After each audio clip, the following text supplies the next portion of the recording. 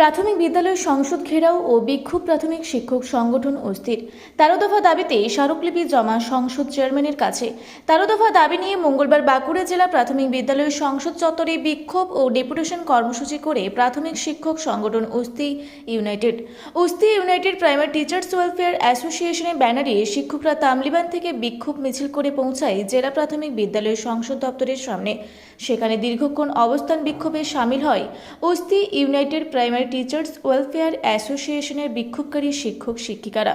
তাদের ১৩ দফা দাবির বড় দাবি, কর্মরত শিক্ষকদের পুনরায় টেট পরীক্ষায় বসার নির্দেশের জটিলতা অবিলম্বে দূর করতে হবে। আদালতের রায়ের ফলে রাজ্যের বহু শিক্ষক প্রবল অনিশ্চয়তা ও মানসিক চাপে রয়েছেন। একই সঙ্গে শিক্ষক বদলির সঠিক নিয়ম না থাকা, সারপ্লাস শিক্ষকদের সংখ্যা ও ব্যবস্থাপনায় অসঙ্গতি, অভিযোগ স্কুলে শিক্ষা কাজের পাশাপাশি অতিমাত্রায় শিক্ষা বহির্ভূত কাজের শিক্ষকদের ব্যবহার করা হচ্ছে, যা শিক্ষার মানের উপর প্রভাব ফেলছে। দ্রুত এই প্রথা বন্ধেরও দাবি জানান তারা। পাশাপাশি প্রাথমিক স্কুলগুলিকে দ্রুত বার্ষিক কম্পোজিট গ্র্যান্ট প্রদান সহ মোট ১৩ দফা দাবির ভিত্তিতে আন্দোলন অস্থি ইউনাইটেড সংগঠনের।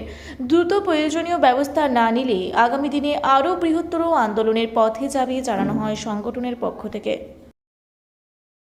আমাদের মূল দাবি ছিল ইন সার্ভিস টিচারদের টেট, আমাদের কম্পোজিট গ্র্যান্টের টাকা যাতে আমরা সময় মতো পাই, আমাদের WBHS, আমাদের হেড টিচার ইনক্রিমেন্ট, এগুলো ছিল আমাদের মূল দাবি।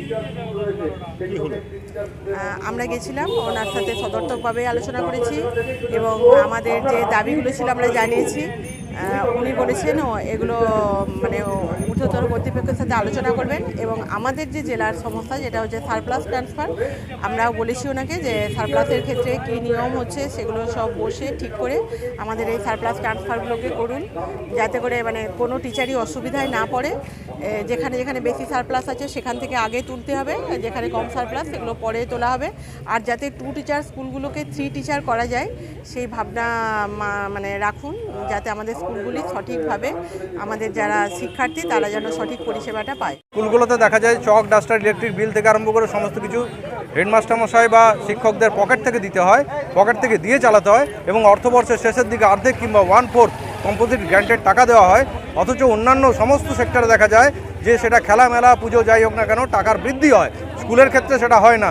এই জায়গাটা আমরা বলেছি যে আপনাদেরকে ভাবতে হবে যে স্কুলে যদি সেটা না দেওয়া হয় আগামী দিনে কিন্তু স্কুলগুলো চলবে না এবং সেই না চলার দায়টা কিন্তু আপনাদেরকে নিতে হবে। সরকার মনে করে স্কুলটা মন্দির নয়, মসজিদ নয়, স্কুলটা একটা স্কুলে যে মানে শিক্ষার বিষয়টা যে একটা সার্বিকভাবে মানে ওয়েলথ, সেই জায়গাটাকে ওনারা ভাবেন না।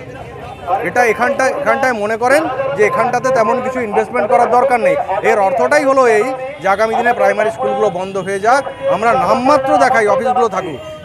লিপ্ত সবাই এই ষড়যন্ত্র ভেঙে দাও, গুড়িয়ে দাও, গুড়িয়ে দাও।